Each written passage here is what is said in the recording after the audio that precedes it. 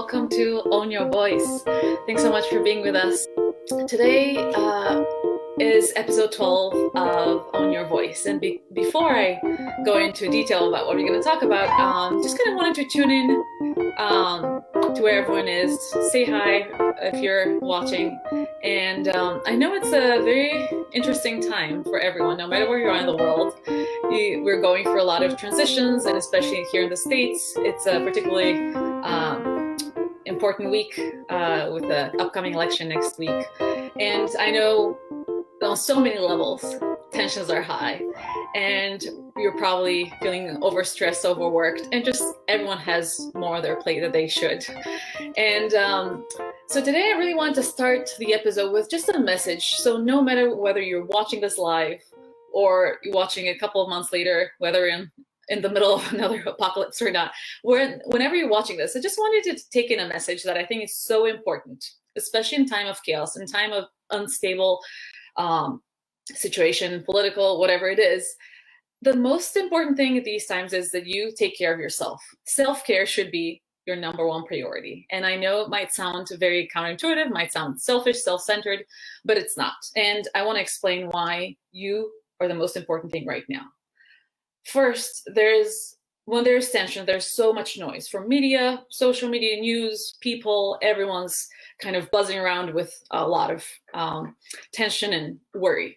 So to de-stress, the first thing you need to take care of is yourself. You need to, whether that is, for you it might be different, but maybe that's taking an extra nap, sleeping more, taking more walks, meditating, seeing more friends, cooking more, spending more time with family, whatever this is, whatever self-care is for you, whatever that place of peace is for you, I encourage you to spend more time there now and start tuning out the noise. I know news are important. Being informed is important, but because everyone's buzzing with anticipation and there's so much going on, there's so much extra noise, and tuning that out is crucial right now, and kind of focusing on you, on your peace, on your strength is important. And this is why it's not self-centered to do that, because when you take care of yourself, when you make sure that you are at peace as much as you can possibly be, you can serve others much better. You can serve your purpose, your work, your art, and you can serve those around you. You can be the difference that you want to see in the world, as Gandhi says. So the only way you can do this is if you take care of yourself. Everything starts with you. If you're seeing an unstable and troubled world, it starts with you to make the difference. So once you've taken care of yourself, you will feel at peace. You're going to affect your family. You're going to affect your friends when you talk to them. You're going to affect everyone at work. And you're going to affect really the way you do your art, the way you do your work. Everything starts with you. So that's why take this message, think about it, and really make it your own. But it's so important to take care of yourself, whatever that means to you, and find your peace, find your quiet, and just know that it all will be okay no matter what. So with that in mind, we're going to go on to episode 12 of Own Your Voice. And today the topic is how to claim your financial independence. And it sounds like we're going to talk about money, and we will, but we're going to talk about so much more, because truly financial independence means artistic independence. That means freedom to be yourself, freedom to have more time to spend with people you love. It means freedom on so many levels. So really, we're talking about much more than just finance. And my guest is an incredible, I don't even know how to start to describe him. He's a singer. He sings all genres. He is business coach and consultant. He's also a success coach for musicians and creatives. And he has created so much in his career. He'll tell you more, but he's also co-founder of the duo Voce Nova, and which was at the finals of America's Got Talent.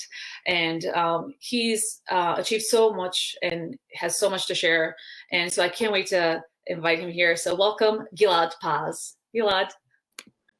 Hi, hello. Gilad. How are you doing? I'm doing great. Thanks so much for being here. Let me just start off by saying I love you. I love everything that you just spoke about. And you know that you and I feel the same way about it. So I'm so happy that you brought it up and you talk about it so openly in this forum, because it is so important to take care of ourselves and be able to emanate our own light outside of, into our own environment. So thank you so much, Stani, for saying that. Absolutely. Thanks for your support. Yeah, I really think, I found this for myself and I've learned it. Yeah, if you don't make the change, you can't expect your environment to change, do it for you, really. But thank you so much for being here. I introduced you as many things as singer of all genres, really, from opera to hip hop to rock. You're also a producer, and you have your own vocal duo with, you guys went to the finals of America's Got Talent, which was huge. And you're also a real estate agent and business coach, and just so many things of such a vast path. You just have such a great experience in so many different areas, which I find so fascinating. And I wanted you to share with our viewers your story and how did you get to where you are now? Okay, so I was born in the States to Israeli parents who were here for school, and that made it much easier for me going forward, I'll be very honest. And I grew up in Israel. I had been singing since I was 7 years old.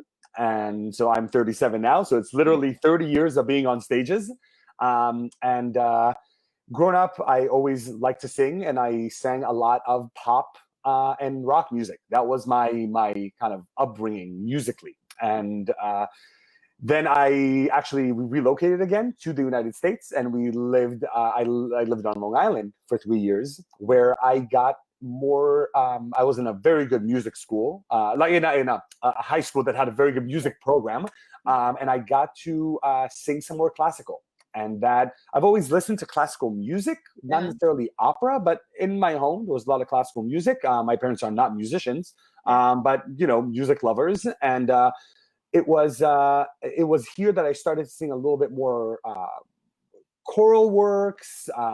This was a very cool high school too, because instead of doing like your usual kind of arrangements of pop songs or whatever's happening like in the Glee world, we sang like Bach and Telemann, and like some serious stuff. So I got into that, and then after graduating, I went back to Israel. My whole family moved back, and I did a year of jazz and contemporary music school in Israel before I actually was drafted into the army, which is a compulsory service in Israel. So I had a little bit of that, and that was actually a very interesting experience, because it was in that music school that I realized that I was not going to stay in Israel to pursue my music career. I realized it was too small. You had to be like really consensus to make a living for real, honestly, to be performing in any kind of genre there. So I'm like, you know what? I have this American citizenship because I was born in the States. Let me, aim for that now. So during the army, actually, I was very lucky to. It was some hard work and a little bit of luck, as everything else is at life. And I actually got to sing for 2.5 out of my 3 years of army service in Israel. I was in the Armored Corps Entertainment Group, and we performed to soldiers and in high schools and all kind of things like that. And we sang Israeli pop music. Our versions of that. And during my time in the army, I actually sent out my applications to schools in the States. And I went for New York schools because I wanted to come back here, and also schools that I knew were not expensive. Because my parents made their money in shekels, not in dollars. We couldn't even. I couldn't even afford one of those like huge schools anyway. But in hindsight, that was an amazing decision, because I ended up in Queens College, CUNY, which was A, very inexpensive. B, because I moved here at 22, by the time my third year rolled around at 24, I was able to get full grants through federal financial aid, and even $1,500 a semester from New York State to help with books and living expenses and things like that. So it was a really good decision. other than the fact that it was a small school and I got to perform a ton. Nice. The thing is that during that time, I moved here in 2005. In 2006, I was already part of my first band in the US, which was a Pink Floyd tribute band, of all things, while I was studying classical music. Wow. To become the best rock singer I could be. Like, that's why I got into classical. I wanted to be the best rock singer I could be, and I grew up listening to Freddie Mercury, and Ian Gillan of Deep Purple was like my first, like, holy hell, what is that? Roger Daltrey of The Who, Robert Plant, Led Zeppelin, like those like high voice, like awesome, like that. Yeah. That's what I wanted to do. And I'm like, I need to study classical to get there. I'm curious, what made you think that classical will help? How did you? Because I knew I wanted the best technique I could get. Mm-hmm. Because for me, like in my head, like being, you know, I mean, even when I was younger, but like being at 17, 18, 22 years old, I'm like, you know what? Like, in order to be that, to be able to sing that, I need to have like the best technique. Yeah. Ironically, I learned while I was studying, and later when I was still singing, I'm like, oh, technically, again, I'm not comparing, but technically, I'm singing much more vocally healthy when I sing rock than Robert Plant ever did. You know, which is why around 1973 was already like singing everything down the octave, you know? Yeah. So that's kind of what brought me in. And I wanted to be the best well-rounded musician I could be. And, you know, in the States, I talk about this a lot, about how there are 3 ways to study voice if you're going into academia. It's musical theater, jazz, or classical. So for me, it was not even a question. You know, the classical route was really the best way for me to be healthy and to keep a healthy way of singing, which I lucked out because my first ever choir teacher at 7 years old, it was like 2nd grade, I think it was, she already talked to us, these kids in elementary school, about how to use our diaphragm, how to sing correctly. And I'm like, I'm still in touch with her, like on Facebook and stuff like that. And actually, when we got to AGT, I actually sent her a message and said, I just want you to know that I still am so grateful for everything you've done for me. Yeah. So, that's awesome. Can you take us farther? So after you graduated school, what were the next steps and how do you get to? Yeah. So while I was in school, I was in rock bands as well. And, you know, I kept doing it. I had my own band as well. I actually did a battle of the bands in my school's auditorium at Lafrac Hall, which is a beautiful hall. And I sang with my band.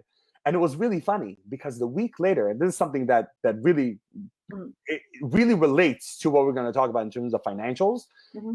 I had the head of the voice faculty at Queens College at the time saw me sing a week before. She saw me sing "À Mes Amis," which is the famous aria, has 9 high C's. It's amazing. And she loved it. She loved it. She told me how great it was, you know, and it was a real, you know, I was a sophomore at the time. A week later, I performed with my band, and we actually placed 2nd in this battle of the bands. It was in this hall. A week later, she's back in the school. She sees me in the hall. She's like, Gilad, wait, come here a second. I heard that you sing in a rock band. You know you can't do that, right? Excuse you? You loved the way I sang 2 weeks ago before knowing anything about me singing in a rock band. So the fact that I mean, how is that changing your mind now?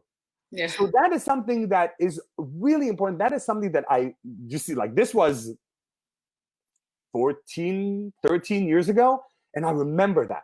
Yeah. Because that is something that us as musicians and as freelancers, we have a hard, we pigeonhole ourselves sometimes into this niche that doesn't allow us to actually tap into all of the opportunities of making money. And we'll go into that a little bit. But so after I graduated, I did 5 years of undergrad. I graduated at 27 years old, and I was like, I am done. Academia is not for me, especially with conversations like that are like, it's not me. It's just not the kind of person I am. So I went out and I was bartending at the time. So I got fired from my first ever bartending job in New York because I kept changing my schedule for my performances, for rehearsals, for the things that needed to get done. And then I lucked out that a friend of mine who was managing in that place opened a different place in the Bronx. I was living in Queens. So for 3.5 years, I used to travel for, I mean, if I was unlucky, 2 hours to work and back, like 3-4 times a week, to be able to, sustain my living in Queens. And then my wife and I moved to Manhattan, and I got the best table waiting job anybody could ever have in New York, which was in a steakhouse in Penn Station, across the street from in the Penn Hotel, across the street from Madison Square Garden. So we got the hotel guests, we got the Madison Square Garden people. Like I was leaving like some shifts with $400-500 a night. Nice. And that's when I realized that I can't do that anymore. Because I hit this ceiling. Like I'm not gonna go into management, because going into management means that I'm like stuck there. I needed to find something that would give me the flexibility to be the performer I wanted to be. So at this point, I'm 28 years old when I left that job, trying to get performance, and aiming everywhere. So I was auditioning for operas and oratorios, and all kind of different. And I was doing Israeli cover band work, because I'm Israeli. I have to tap into that. Yeah. Some shows for Israelis, and all kind of different things. Just kind of trying to see what's gonna stick. Yeah. At the time I was still working on my band too, so like all these things, and I needed the flexibility. And I had a couple of friends who have been in the real estate world for a couple of years before, and they've been talking to me about that a lot. And the thing that they were talking about were two things. One, the flexibility of the schedule, and two was the fact that there is money to be made while having a flexible schedule. And that's when I decided to take the plunge and go into the real estate world. And it wasn't easy, but it was one of the best decisions I've ever made. And you are in real estate to this day? And I'm still there. It's going to be 10 years in March. Wow. Yeah, 10 years in March. So it's been amazing to be able to have that income, and to be able to have that financial stability. It's as I talk about at in my Marketable Musician community all the time, and with my clients, it's that financial stability that allows us to live the most artistically fulfilling life we can, which is exactly what you were saying before. Also, it's not about making the money. It's about making the money so we can create in the most free way that we possibly can as artists, because that's the dream when we go into it. Nobody goes into music saying, "Oh, I want to be a college professor." Like, like you don't pick up a violin at like 6 years old and say, "I want to be a college professor." Exactly. You want to be, it's like Perlman, Exactly. I had the same thought yesterday, and I was talking to somebody. Again, yes, we never dream of teaching like 30 hours a week and like taking every gig we can, whether you like it or not, and just being spent and have no time for personal life or just really for personal growth. No one dreams of that, but we all freelancers all get stuck there. Yeah. And not only does that, not only you're not making enough money you're not really enjoying life. Even if you're making enough money to pay the bills and to build up some kind of savings, you're not really being artistic. You're not an artist. You're becoming, what I hate to call it, it's like the equivalent of an accountant. You're putting in the notes, and even if you're doing great, you're not taking care of you. Where's the artistry? Where's the dream?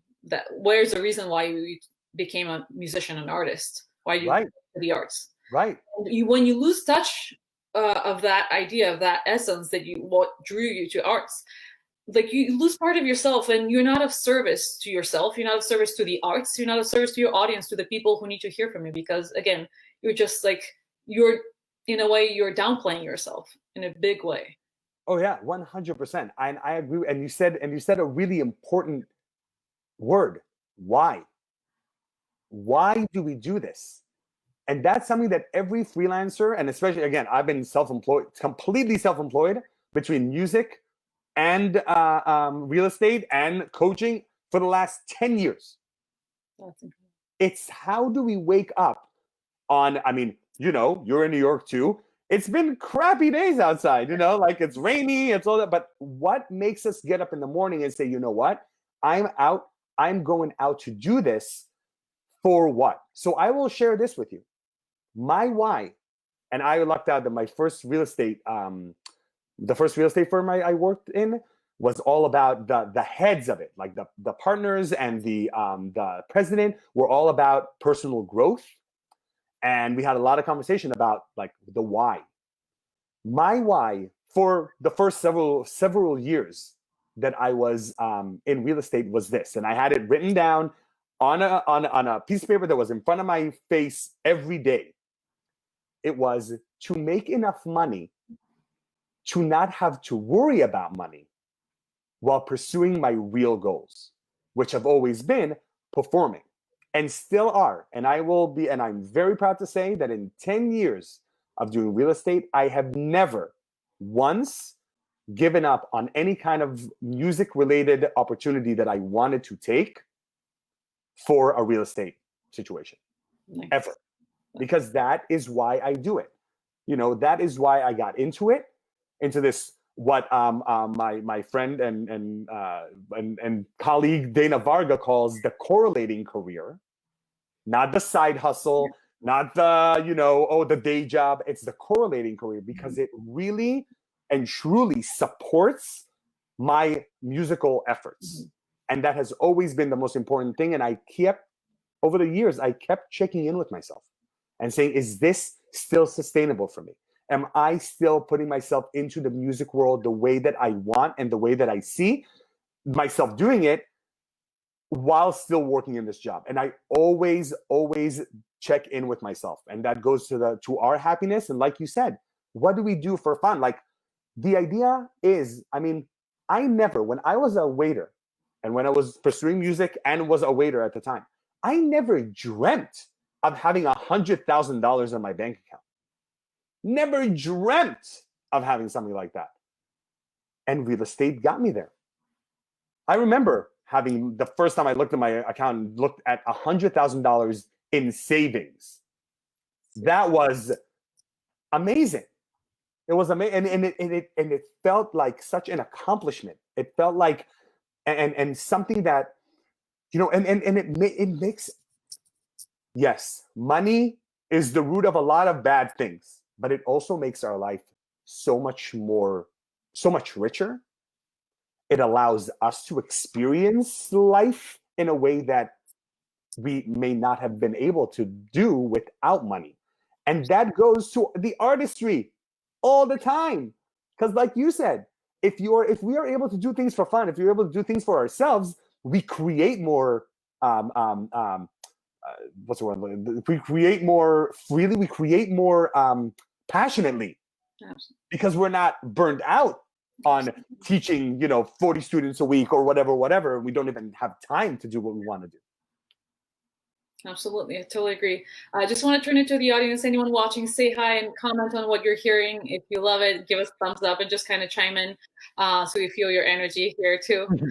Well, I wanted to tap into what you said about kind of going through your life story. There are some like core values and qualities you have that really have helped you build this career and this independence, financial and artistic independence that you build. And I noticed that it's one of those crucial points where you run into the principal or the director of the school. Yeah. It's about that you don't have any limits in what you can do, what you should do. You see yourself as an artist, or you see what you want to pursue, what interests you, whether it's, you never put a limit on, so you never put limits on, oh, I should be this, I cannot be this. Even society does this to us all the time, especially in school. When you're in school, there's so many limits to what you can be, what you're expected to be, what you should be, what you're good at, what you're not good at. It's just so limiting. It's so easy to fall into the trap and just put, you know,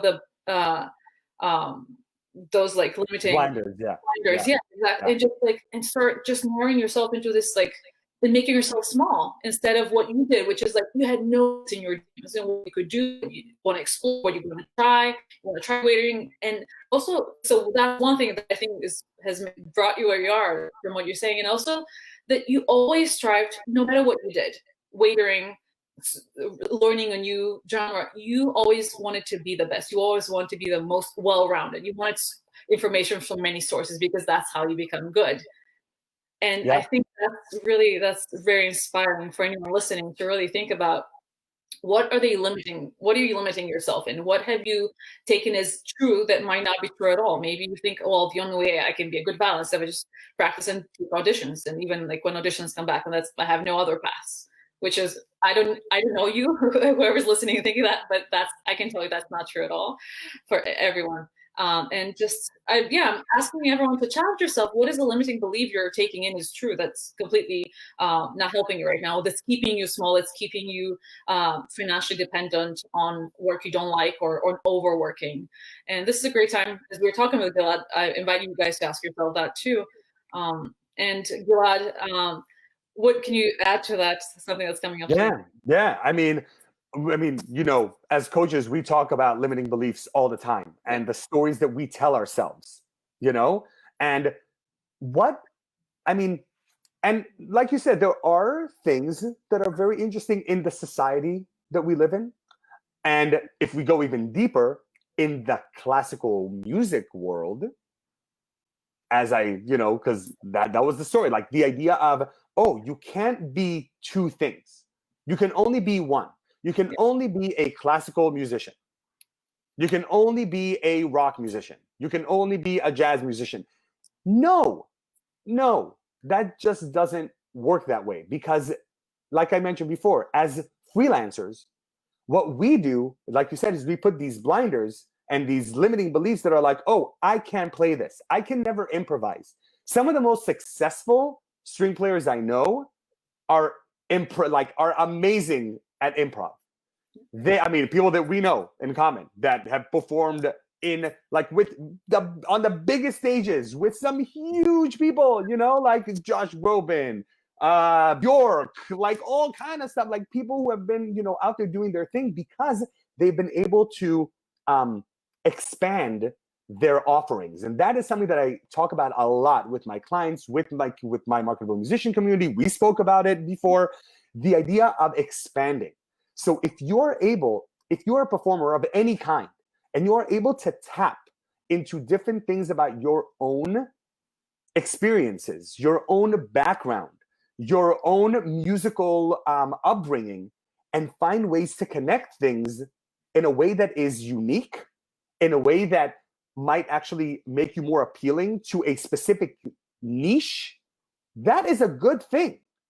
Because on the one hand, you are expanding, so you're going into a bigger audience pool, but then you're niching to think about what I can sell this exact audience. And that's why, as an Israeli person in New York or in the United States in general, I cannot disregard the fact that I speak Hebrew fluently. I am, until I left in 2005, I am a Israeli music specialist. Like, I know anything, and it has brought me money.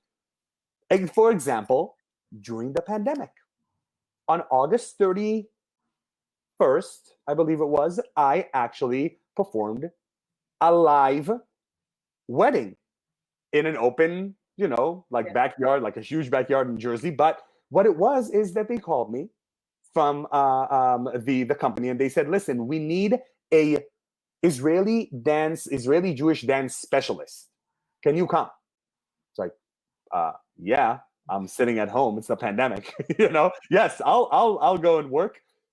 Stani, I went there I literally performed for 30 minutes doing a huge hora in this wedding, got $500 and went home.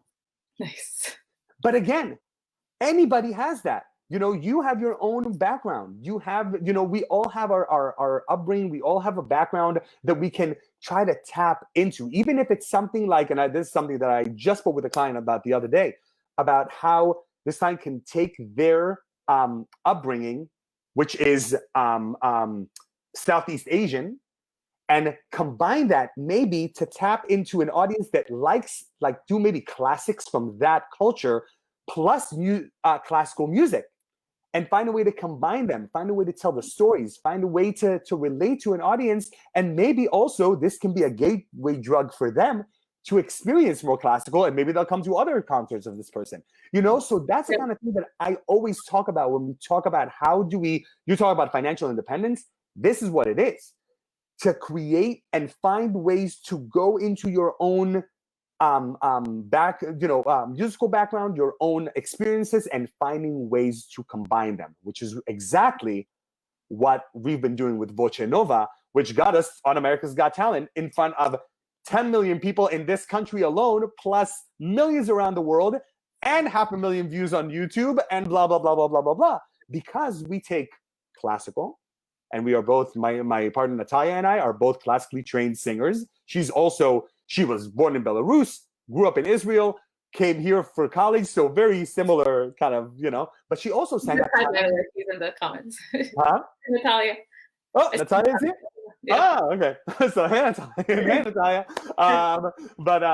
So it's we are able to tap into that, and she also does all this crossover, and she also grew up like me, singing a lot of pop and rock, and that's what we did. And by combining opera with the excitement of pop music, we were able to come up with something that was really interesting for the producers of one of the, arguably the biggest, reality talent show in the world. Yeah, absolutely. That's incredible. I just want to address, Richard is here too. Richard's here. Hey. Yes. Richard says, reminds me of the Marianne Williamson piece, who are you not to be brilliant, wonderful, beautiful, talented? Absolutely. I love Return to Love by Marianne Williamson. That's one of my favorites, and absolutely, I love that quote. It's about not playing small. It's about really owning your greatness. Absolutely love that, Richard. So I'm thinking, so it's kind of a twofold, as you said. Like, once it's kind of finding your limiting beliefs. Where have you made yourself small? Where did you tell yourself or listen to voices that told you what you can and cannot do? First, like, if you tap into that, for all our listeners and anyone thinking about how they can really find that, claim their financial independence, it starts with finding your limiting beliefs and limiting career moves that you might have done. And I think, as you just said, the second thing was really finding all your resources, all your experiences, background, and all these things that really are who you are, who made you who you are. And those, you can invest in them in your career. You can find creative, unique ways to really do what you love using your background, your personality, your unique traits, and everything that makes you who you are. And which is a lot what Make Music Your Own is about, like finding combining all of who you are into what you do. And so I'm imagining some of our listeners might be stuck with a really large load of students or gigs or work that they might not be happy with, and they're thinking it's easy for you to say, I have this work, it's making money, how do I get out of this? So what is your solution for somebody who's like overwhelmed? Maybe they have like 20 students and that's everything, they don't have much time, but they feel stuck. What would be the first step for something like this?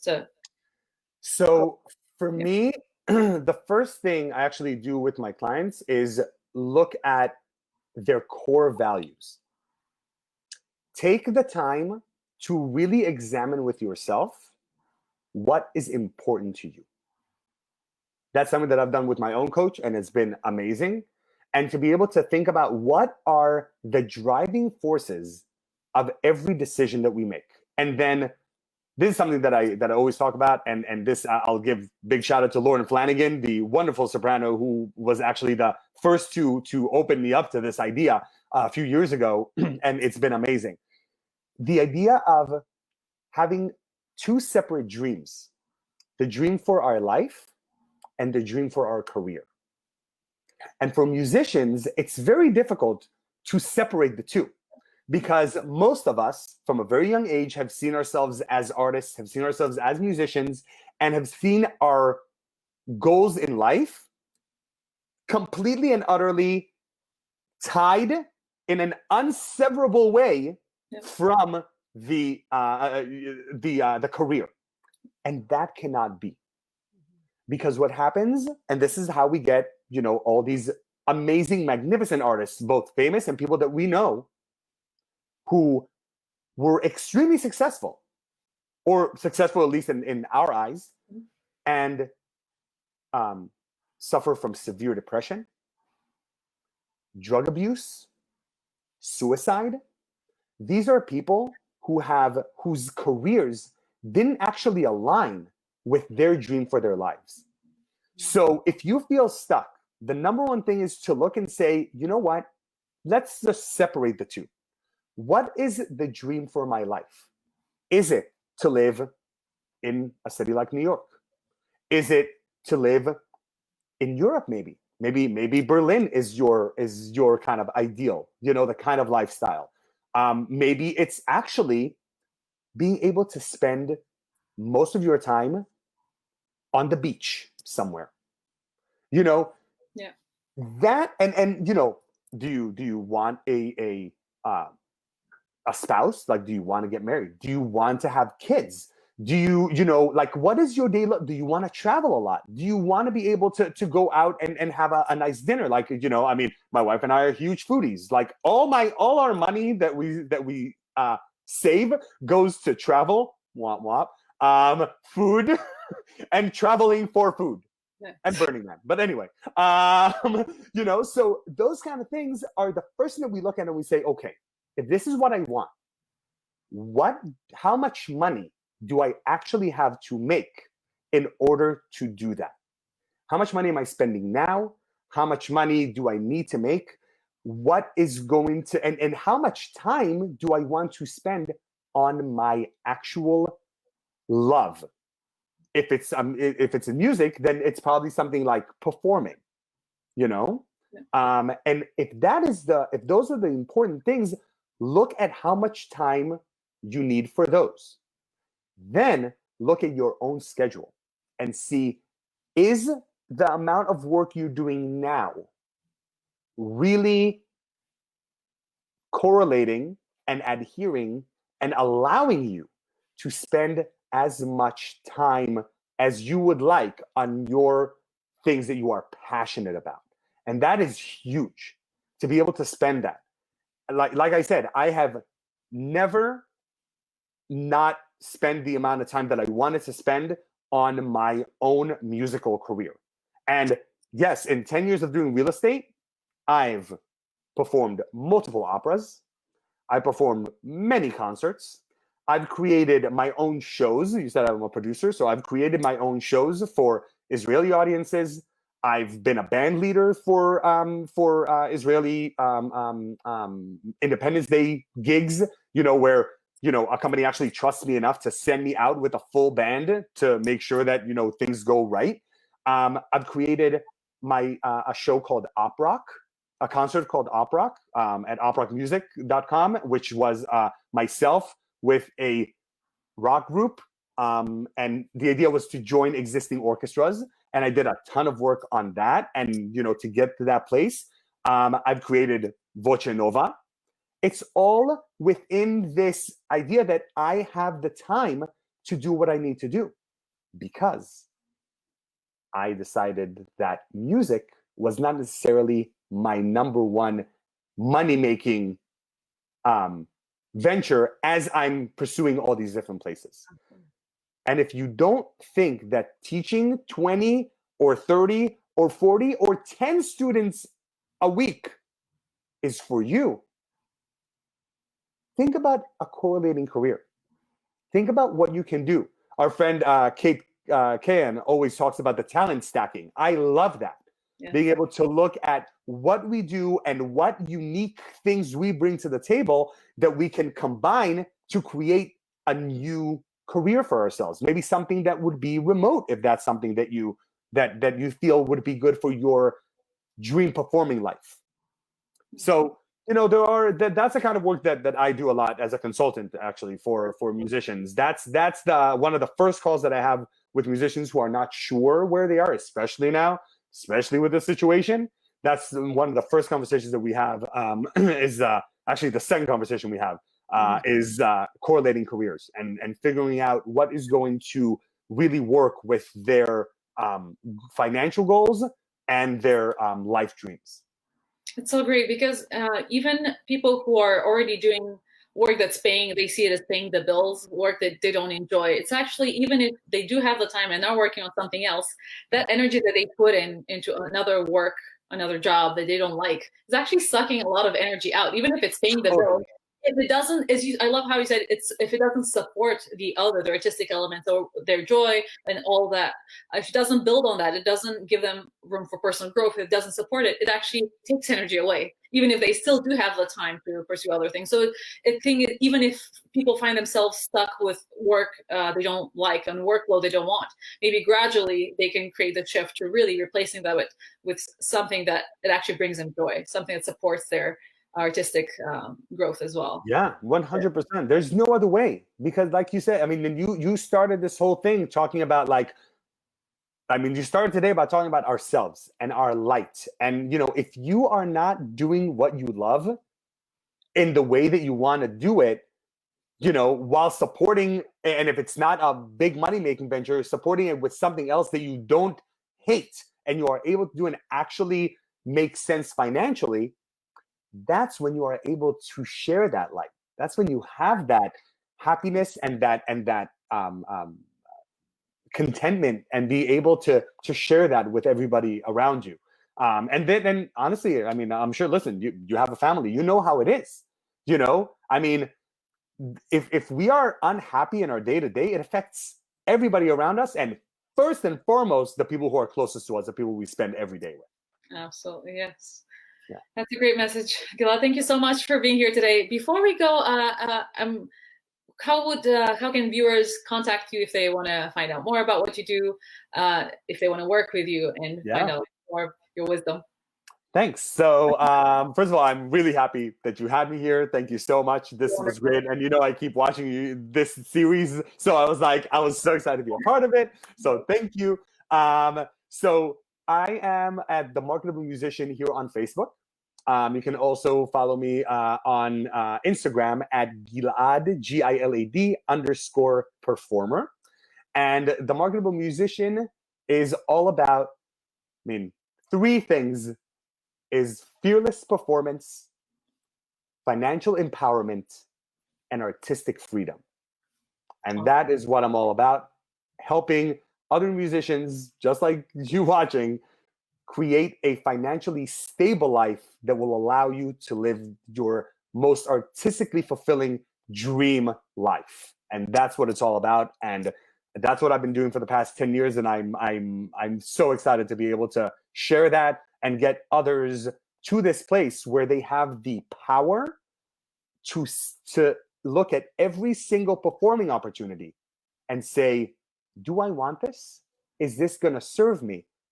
And not just say, oh my God, I need this money right now. Yes. That's the biggest difference. That's so awesome. Absolutely. But having that empowerment and the choice to say no, that's nothing better than that. Thank you, Gilad, so much. I loved everything you mentioned. I'm sure it's been so helpful for everyone. Thank you, everyone, for watching. And we'll be back again for another interview in December. Have a wonderful weekend, and next week we'll hope we get through it well. Thanks for being here. Have a wonderful weekend. Bye, everyone.